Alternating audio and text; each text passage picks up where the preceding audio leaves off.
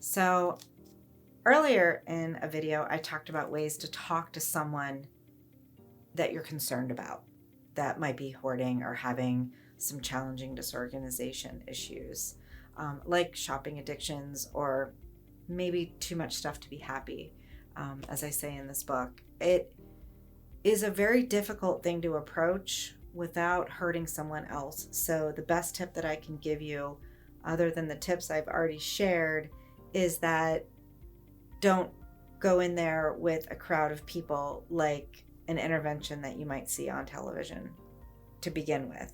Just go in one on one. Have a one on one gentle conversation in a neutral territory like a coffee shop or a library, someplace that's quiet, someplace that feels peaceful, someplace that your friend or loved one really likes to go, where they're comfortable and they can feel at ease.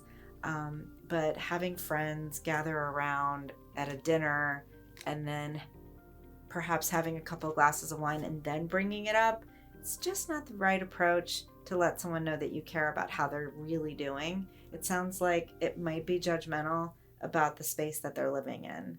So this is an area where you do have to step lightly into this conversation. Starting out with an individual approach is probably the best way to go.